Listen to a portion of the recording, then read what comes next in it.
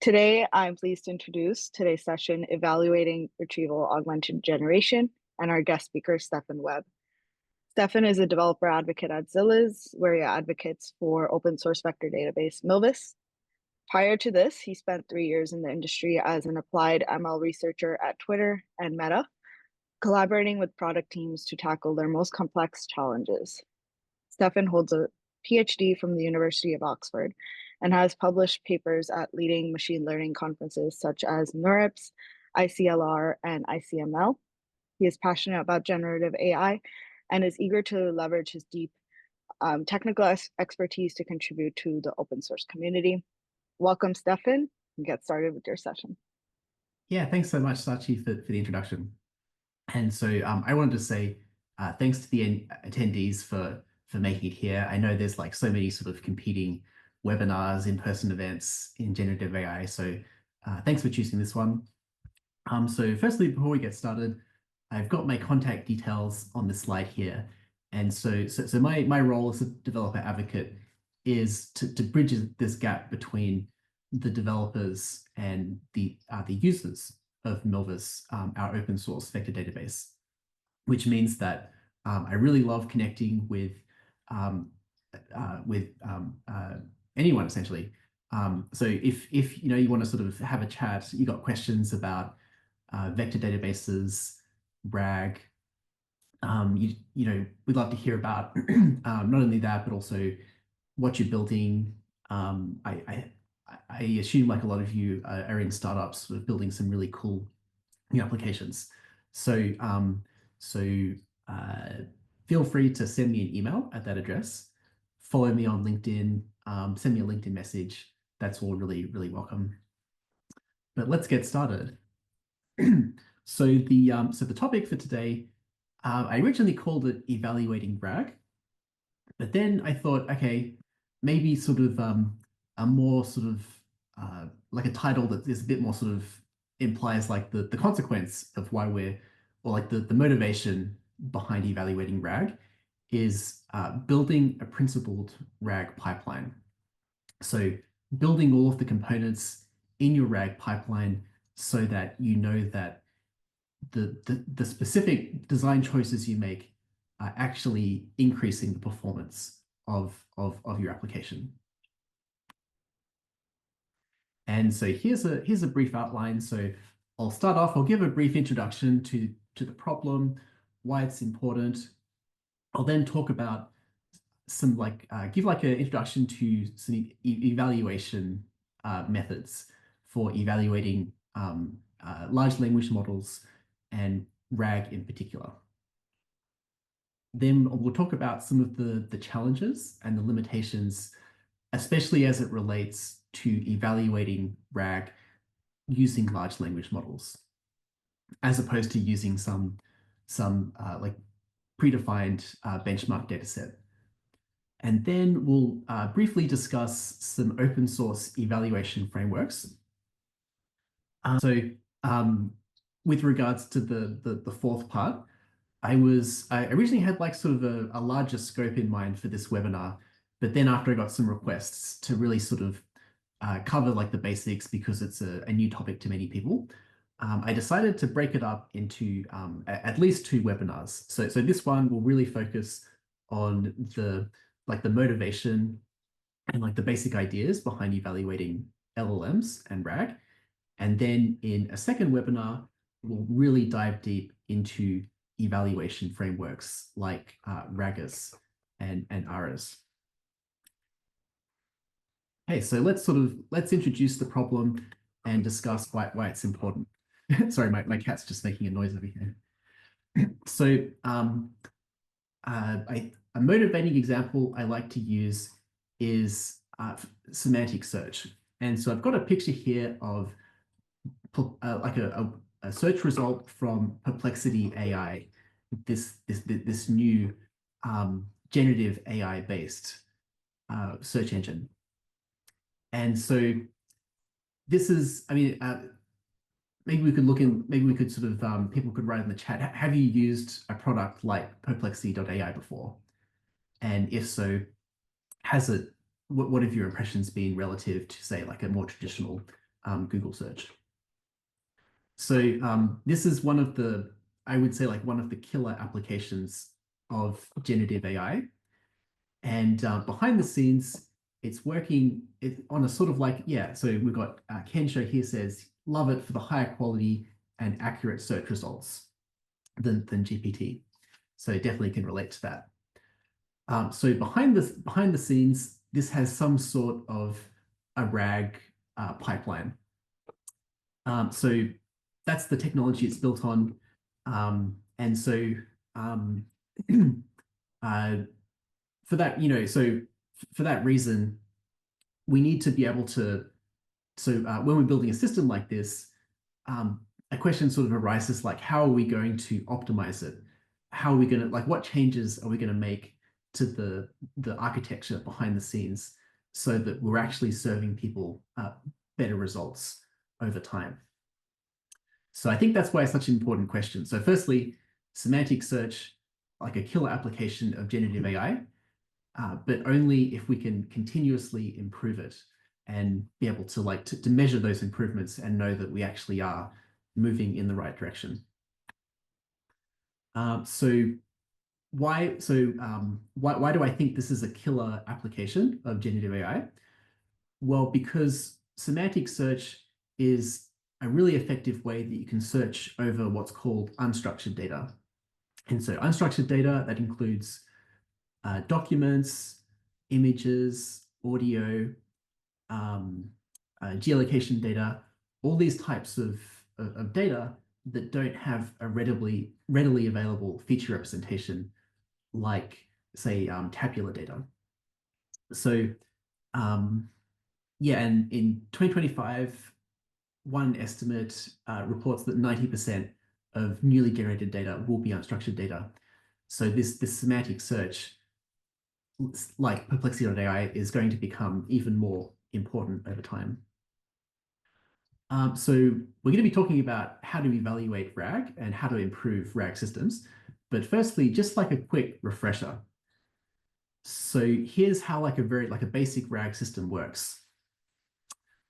So we start off with a knowledge base of documents, images, etc., that we want to be able to search over and to pass to relevant chunks to our chatbot.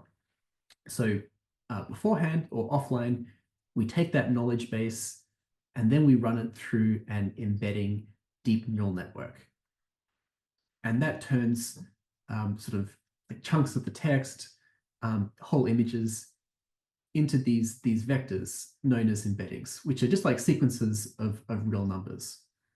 And those numbers, in some sense, capture the meaning or the semantics of the input.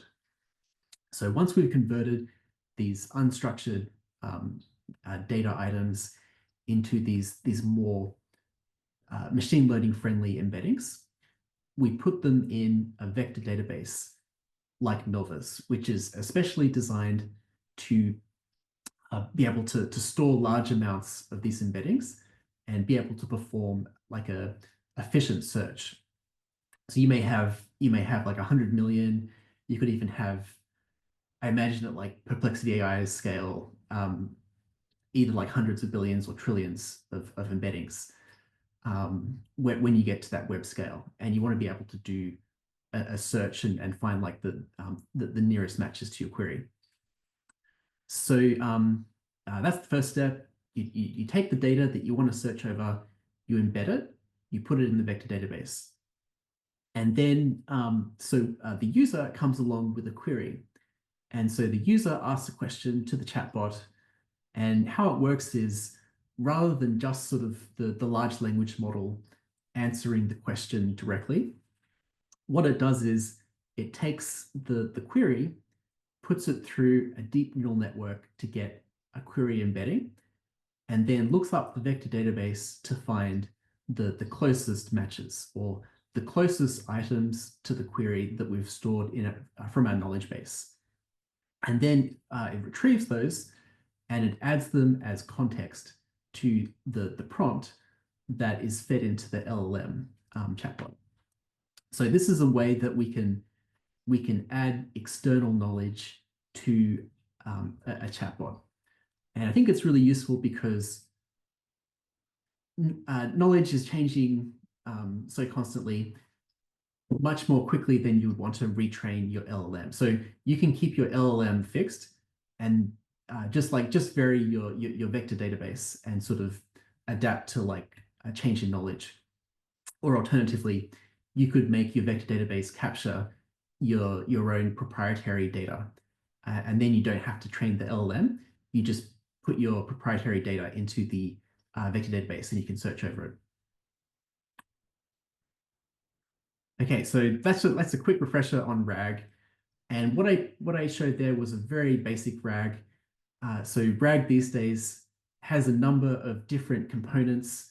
It's become like a modular system of steps to perform different types of functions and put together in like an infinite number of ways. So here are some of the main sort of design choices that you have to make when you're designing a more advanced performant RAG system. So firstly, the question is input into the system. And so in the previous example, okay, we've got a question here. So with answering questions, feel free to like put a question in the chat at any time. I'll try and like stop as we're going and answer them. So the question from Austin is, how are we comparing vectors produced by embedding different input types? For example, if we embed a website and a user query, these are very different entities. What approaches are there to make these items more comparable? And so that's an excellent question. And so the answer to that is we need, so if we want to be able to compare like a yeah, so just suppose that we have images and text documents in our knowledge base, or suppose that our knowledge base is images and the query is text. So to be able to compare those inputs from different what we call modalities, we need a model that's especially trained to produce embeddings that align to the same space. And so this is called multimodal embedding models. And it's like a topic I could give I've sort of given whole talks on in the past, but in a nutshell, how it works is we have a training data set of image text pairs that match. And then we do some training so that the corresponding embeddings for those image text pairs that match are close in the embedding space. So yeah, so the answer to the question is we need special embedding models that are especially trained to work on multiple modalities like image and text. Okay, so we're talking now about what are all the different sort of design choices that you potentially have to make when you're designing a RAG system. And so the first one which comes along is what sort of processing should you do to the query?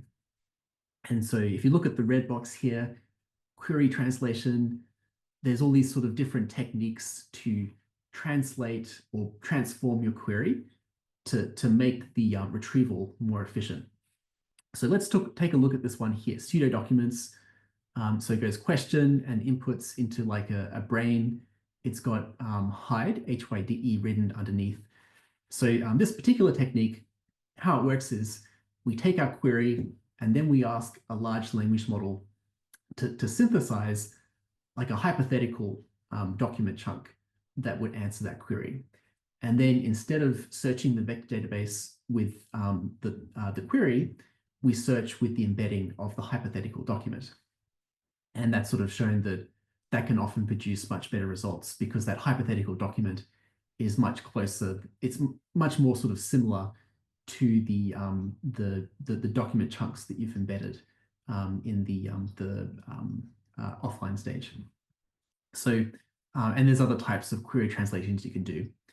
And then after you've done that, the next decision might be routing. So where are we going to look up the data? It doesn't always have to be a vector database, or it could be multiple vector databases. we have to make a decision. How am I going to like route the query to a specific data source? Whether that's like a graph database, a relational database, a vector store, or one of a number of vector stores. And we can make that choice depending on what the query is, in an intelligent way if we design our system like that. So then in the next step, query construction, how will we actually construct the query? So if we're searching from a relational database, how are we going to go from our text query to an SQL query to search that relational database?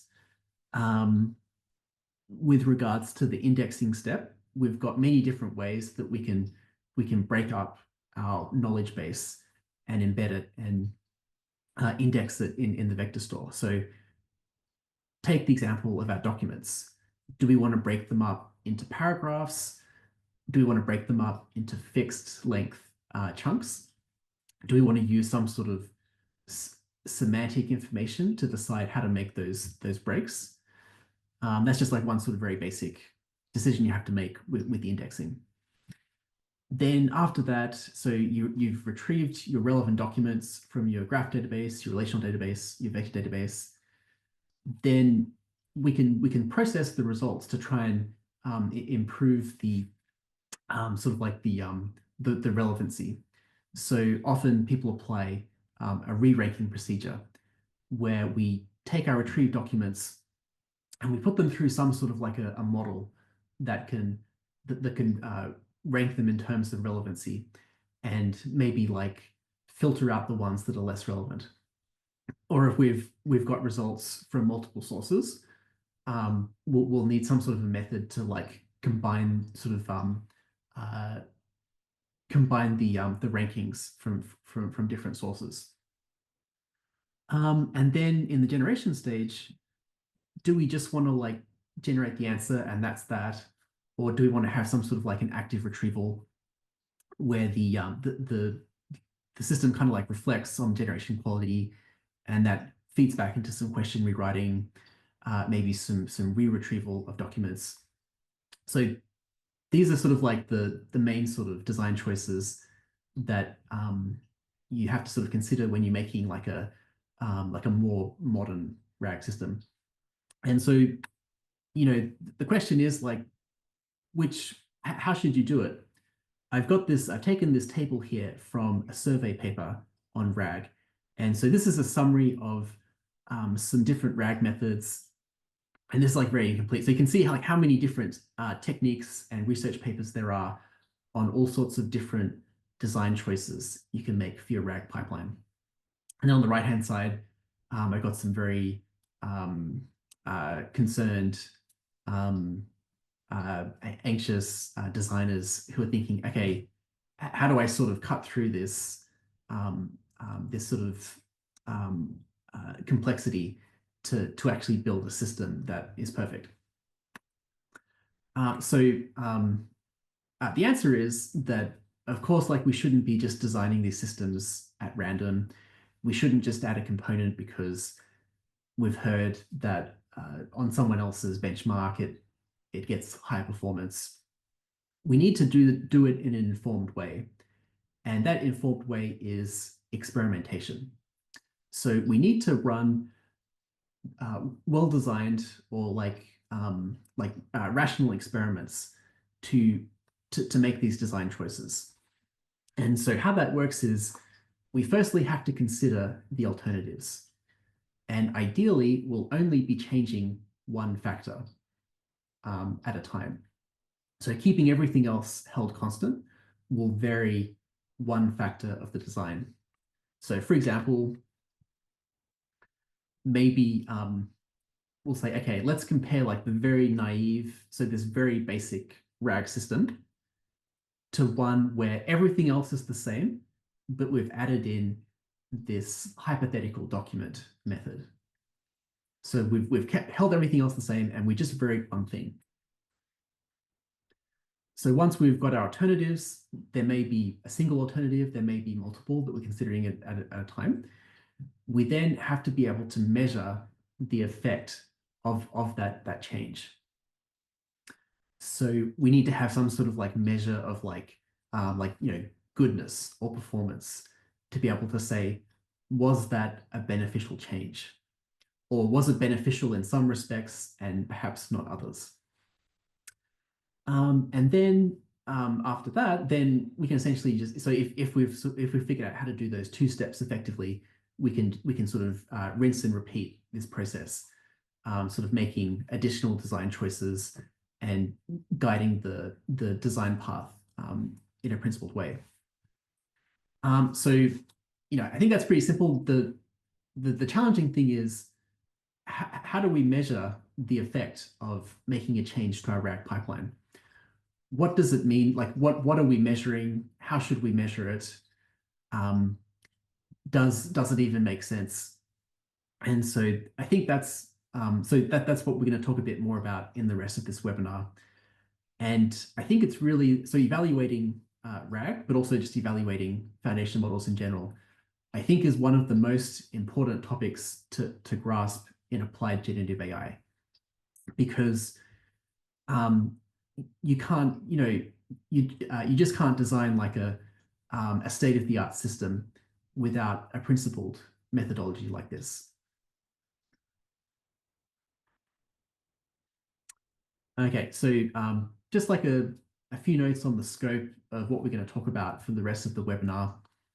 So evaluating RAG is a very large topic. So there's some things that I'd like to cover today, and then there's other things that I'd like to leave for future webinars. So I think primarily the main focus of this webinar will be the fundamentals of this technique called LLM-as-a-Judge, where you actually use a judge large language model to evaluate the performance of a large language model, whether that's in a RAG system or just by itself. And so we'll be looking at evaluating the output of large language models, RAG, primarily in an offline setting, although these ideas also carry across to online evaluations. And so we'll be talking about one framework called LM Evaluation Harness that's really easy to use. And with a few command lines, you'll be able to start evaluating your pipelines or your large language models on these common benchmarks. We won't be covering some other really common frameworks, such as one called Ragus, because it's a bit of a larger topic, and I wanted to really keep the focus on the introductory ideas in this webinar. So a follow-up webinar will primarily focus on Ragus, as well as some of the sort of like alternatives to LLM-as-a-Judge. So we won't be having like a super deep discussion of LLM-as-a-Judge today. There's other methods that have built upon the research from the LLM-as-a-Judge paper that sort of try and address some of the shortcomings of that method. So again, we'll leave that for a future webinar. We won't be talking about evaluating agents specifically, although many of these techniques will be applicable to agents or agentic workflows.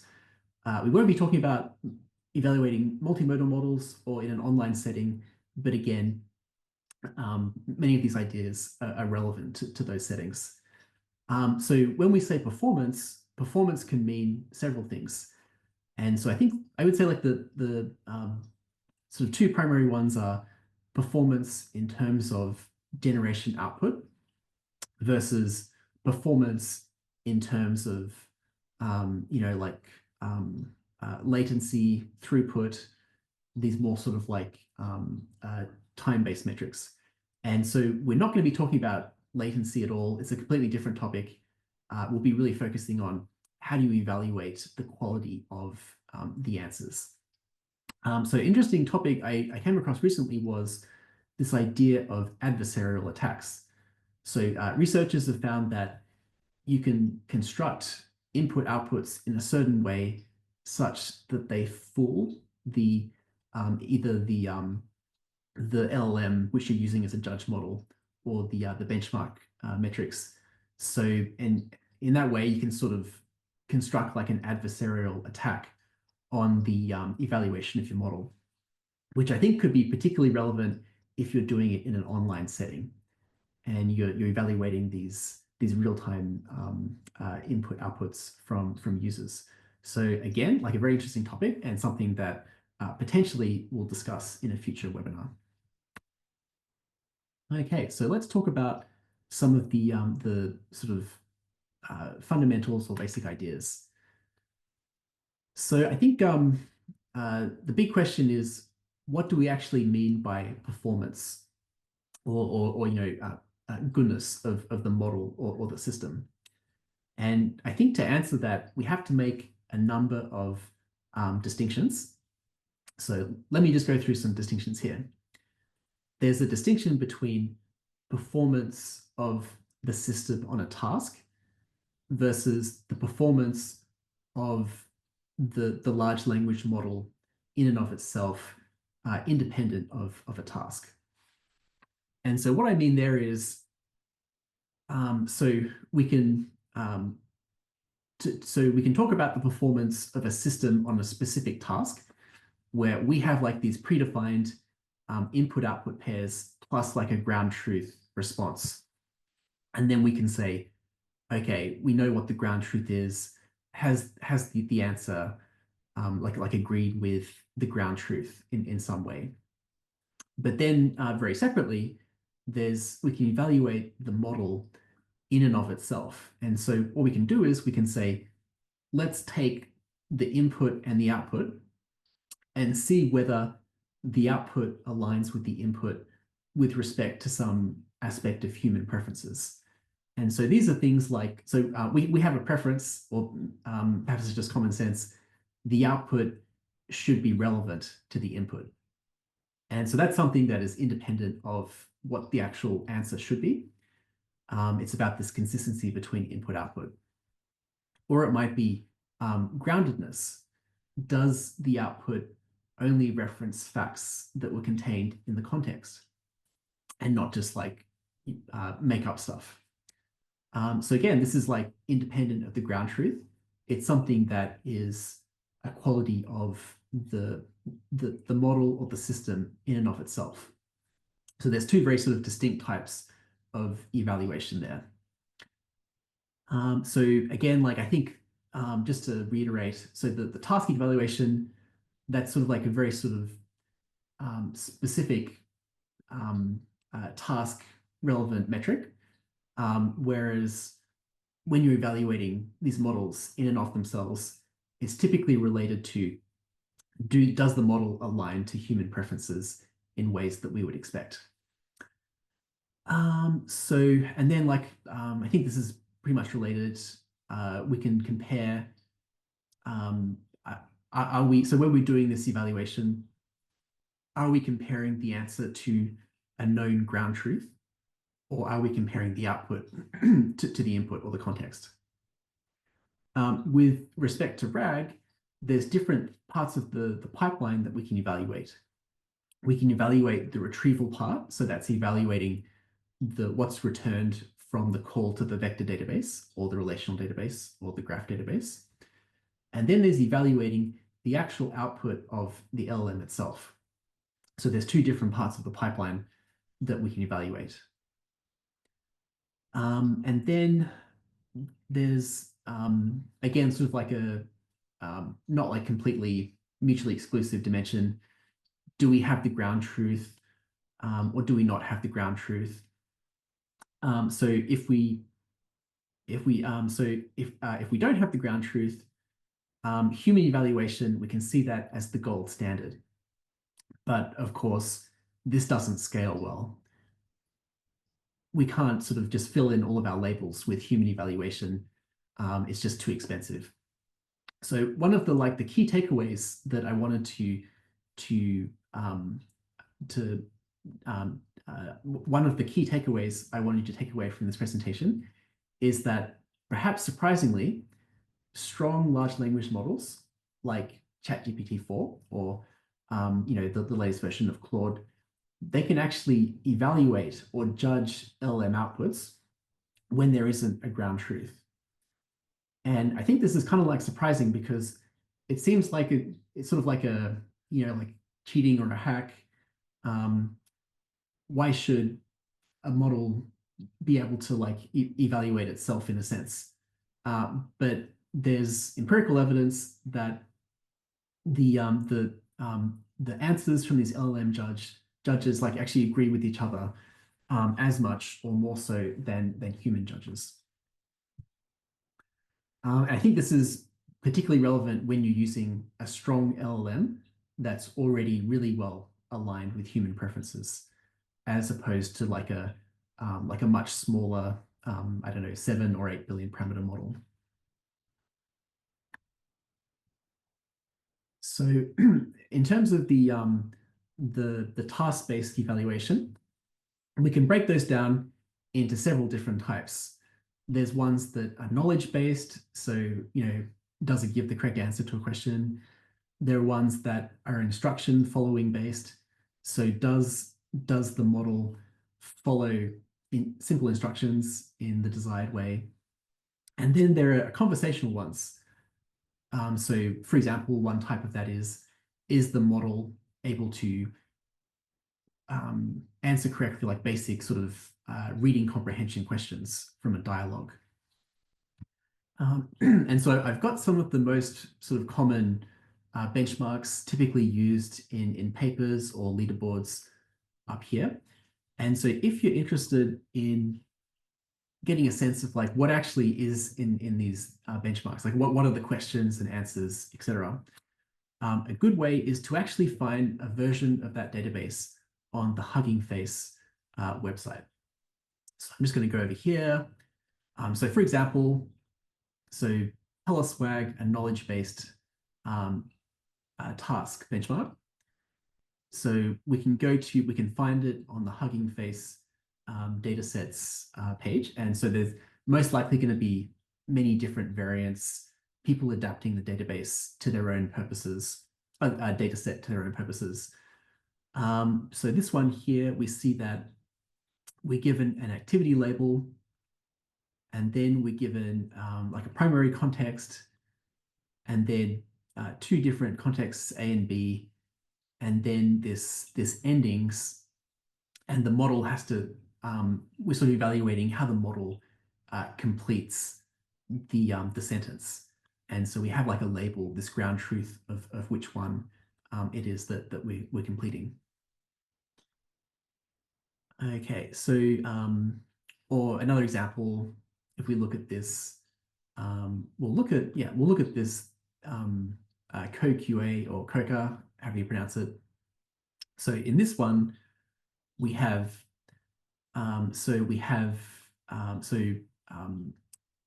it lists the source. That's not really so relevant, but it has a story, and so the model has to take this story as context, and then for a number of questions, refer to the specific spans of text in the story that answer that question. So that this particular example here, it's talking about the Vatican Library. And then the first question is, when was the Vatican, when was the VAT formally opened? And so it has this ground truth of where the answer starts in that text string, where it ends, and what it is. And so we've got this ground truth of like what should the answer be, as it sort of refers to like a subset of the story. So this is sort of like testing comprehension in a sense. So yeah, so these are just some like very common task-based evaluations. One of the things about these task-based evaluations is they often don't sort of capture human preferences, but there's some aspects of human preference alignment that they don't capture. And so that's why we would want to consider separately some complementary evaluation metrics that are more introspective. And here are some examples of those. So there are ones that evaluate the generation of your RAG system or your LLM. And so one aspect of that, as I mentioned before, is this concept of faithfulness or groundedness. So is the output, is it factually consistent with the information given in the context? Does it make additional claims that can't be deduced from the context? If so, that shows that it's not aligned with this human preference that answers should be relevant to questions.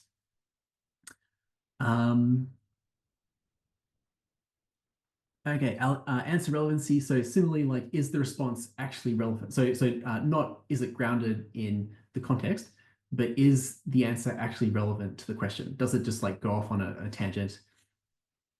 We can also construct some similar metrics for the retrieval-based part of our RAG pipeline. So again, are the retrieved chunks from our vector database or our graph database, etc., are they actually relevant to the question being asked? Separately, if we have a ground truth, we can use some retrieval-based search metrics to score the search results from our vector database related to the known ground truth. But for these first three, these are the ones where we can actually use a separate large language model as a judge to score the input outputs or to score these metrics.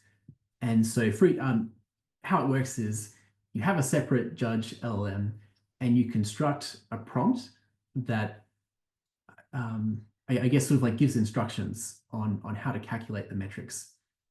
So the prompt might be give a score from 0 to 1. How is this context does it contain any facts that are not present in context B? So this is where we don't have a ground truth, but we can use a large language model to calculate these introspective type metrics, and do so that we can capture like a different aspect of human preference alignment that are not captured by these more like task-based evaluations. Okay, so just very briefly, some challenges and limitations. So when I first sort of saw this, I thought, this can't possibly work. How can a large language model judge another large language model? It just seems like a very sort of like circuitous argument. And so, but then I saw the empirical results in the LLM-as-a-Judge paper and thought, okay, this seems like it works. But of course, like there are some caveats and there are some particular limitations that the researchers originally found. And so I'll mention a few of these briefly and then talk about like a simple way that you can ameliorate some of them. So the first is what's called position bias. So the result of our LLM judge can sometimes, or perhaps often, be different depending on the exact order of the information that you present. So in this particular question, the judge is being asked to say, which answer do I prefer? Do I prefer assistant A or do I prefer assistant B? Is that a better answer to the question about business etiquette norms in Japan? And GPT-4 gives a different answer depending on whether you put the assistant A information in the context first or the assistant B information in the context first. And this is obviously shouldn't happen because it should be irrelevant. The question is the same, it's just like the order of the information in the context. So I guess there's sort of like, in some sense, like human preferences over judges of human preferences in large language models. There's another one called verbosity bias. We can just take like a context and duplicate some of the information. And then for GPT 3.5 and Claude, that changes the response, but not for GPT-4 in this case. There are some questions where if you ask the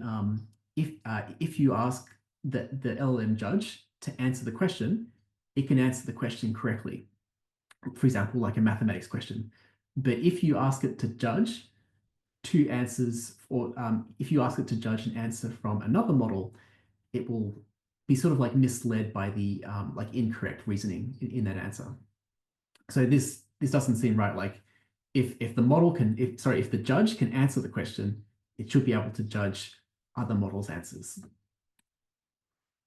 And then another one, so very briefly, there's another failure mode where if we include like a chain of thought type reasoning, so the exact results of the judge can be influenced in a way to give the incorrect answer and not sort of think as like independently in a sense. So they suggest some methods to try and like improve the quality of the judge and try and like fix some of these biases. Since then, one thing that they sort of allude to in the paper is that it might be worth looking at fine-tuned judge models. So judge models that have been fine-tuned specifically to be judges and to avoid these biases and other mistakes that a judge could make. And so since that paper was published, companies, researchers have been releasing judge models, both closed source and open source. And I've listed some recent open source ones here. So you can check those out. And I think sort of the lesson is like you should always be using an LLM judge that has been fine-tuned for that purpose, or maybe a separate one for specific purposes. Like maybe one is fine-tuned for groundedness and one's fine-tuned for relevance and so on. So I just want to finish on one sort of key message. So I think like a really important part of evaluation is the data quality of your evaluation. And so I think how that relates to task-based evaluation is does the specific data in that benchmark, how closely does that match the task that you're trying to do in your application? And if not, you may need to construct your own custom data set to capture your some aspects of performance of the specific task that you're doing. And then secondly is so data quality for training these judge models. So can we construct like the right data set so that we can fine-tune our judge models and they align with human preferences on how a judge model should operate? So it looks like we're out of time, so we're going to move to questions.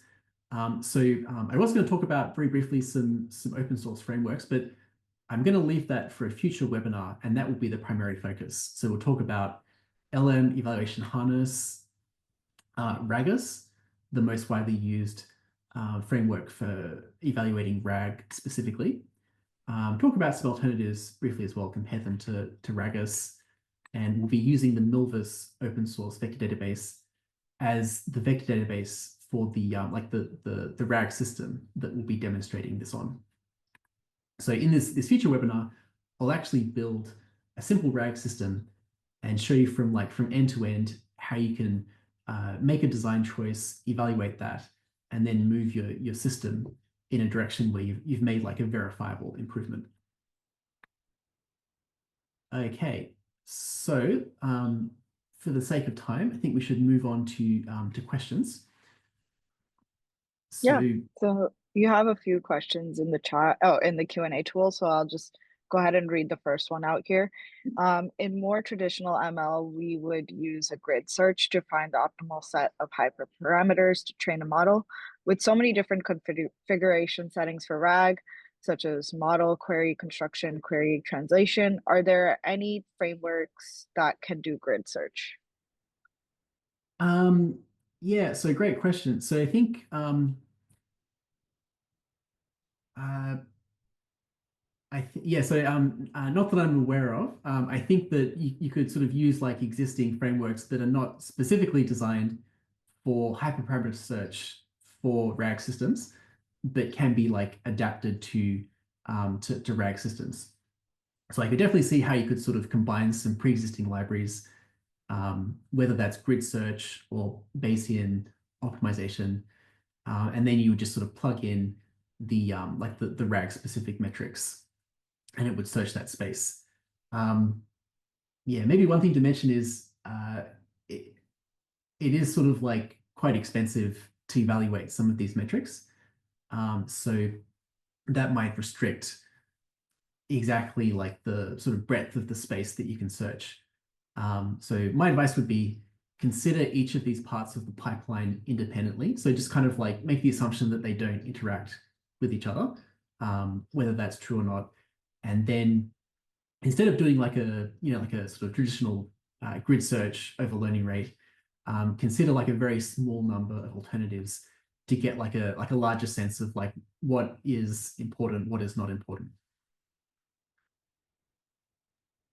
Okay, thank you.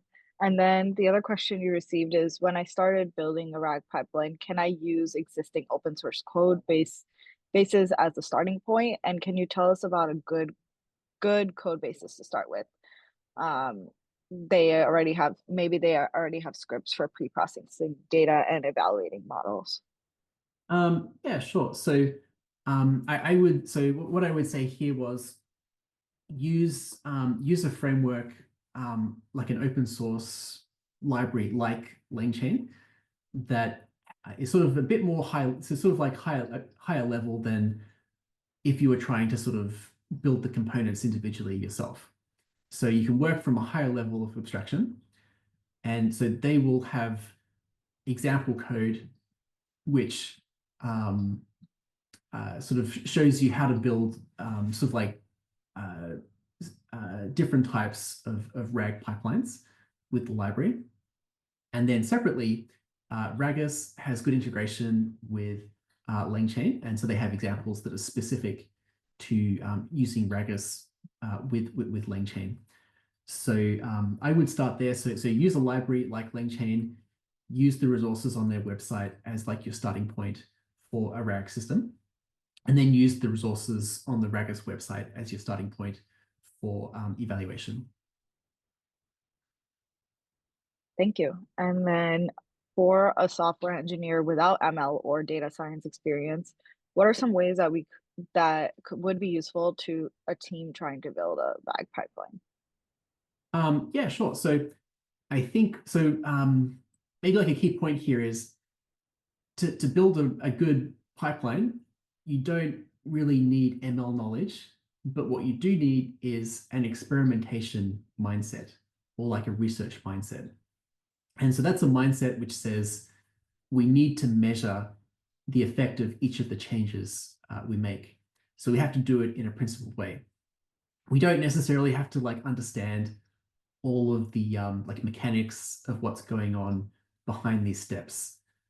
But provided that we know that we understand like what the choices we're making actually are, they're very explicit, and we can measure them, then that's all you need. So I think, yeah, focus less on the machine learning side and perhaps like more on the experimentation, research mindset side. And I think like many software engineers, I guess you have like hopefully like some good experience from A/B testing of if you're developing like a social media app or some other online app. So very similar principle. Sure. And then I put some resources in the chat about Ragus if we were interested in getting started with Ragus, and then a little bit about Ragus and Milvus integration. And you also have one more question. To avoid this, would doing the evaluation as a new conversation or prompt remove the bias of order of prompt? Oh, sorry. I didn't quite catch the first part. Could you read that again? They said to avoid this, would doing the evaluation as a new conversation or prompt remove the bias of order of prompt? And this is in regard to position bias, one of your slides. Okay. So yeah. So to avoid position bias, doing the evaluation as a new conversation or prompt, remove the bias. Well, so um, uh, yeah. So this position bias, it's not so much about like previous chat history, but the context that you have to include for like the first sort of step of, I mean, this is like a single step, like sort of chat dialogue to calculate the metric. So to remove the one sort of method to remove the bias, the position bias, is we could actually just try both options. We could say, okay, I'm going to ask the judge model, giving context A first, and then separately, I'm going to ask the same model, putting context B first. And then if those two agree, then we can say, okay, there's no position bias in this case.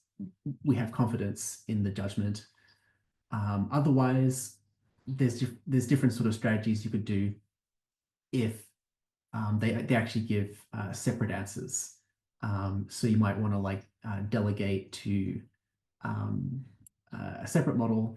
But I think sort of the most effective method is using these judges that are fine-tuned, especially to be judges. Cool. Thank you, Stefan. We have time for one more question. If anyone has a last minute question, burning questions about what he talked about, please put it into the Q&A tool or the chat. Otherwise, I'll just give it 1 minute if you're typing. And that would be pretty much the end of Stefan's presentation. Oh, okay, so there is one question. Maybe I missed that information. Is there a way to measure context recall and context relevancy? Yeah, sure. It depends whether you have the ground truth. So I guess like for recall, like yes, you want to have the ground truth. For relevancy, you can either have the ground truth. Maybe you've had like human annotators do it. But if you don't, like that's where you use the LLM as a judge to score relevancy. And so you would say, oh, hang on. Sorry, I'm just reading the question again. Is there a way to measure context recall and context relevancy? Oh, okay. I think this question is asking about the relevancy of the information retrieved from the database, not the relevancy of the output from the LLM. And yeah, again, so this is something that you can use the LLM as a judge to score this relevancy. So you could construct a prompt that says, on a score from 1 to 10, how relevant is the context, these retrieved chunks from the vector database to the question being asked. So someone asked, what does the company Zillows primarily do? And I just gave a brief answer here. We are open source vector database. So we have Milvus as our open source vector database product. We also have Zillows Cloud, which is our enterprise um, um, a vector database, and it is built mostly for scalability. If you have more and more data to input into your vector database, Zillow's Cloud is helps with that. So if you have any further questions, feel free to reach out to us about what we can do for your specific use case. Yeah, absolutely. Yeah. Thanks, Archie. And one more thing to add is we've donated Milvus to the Linux Foundation for AI and data science. although we're still the main contributors. So fully open source has a commercial use license, but if you don't want to handle the hosting yourself, that's where our commercial offering, Zealots Cloud, comes in. It's built on the same technology as Milvus. Okay, we are at time, but thank you so much everyone for joining today. The slides and the recording both will be shared to you in an email shortly after the webinar, and we'll have the recording up on YouTube for everyone to view as well. So hope you enjoyed, and we'll see you at the next webinar. Thank you all. Yeah, Bye. thanks everyone for attending. Hope to see you next time. Okay, bye.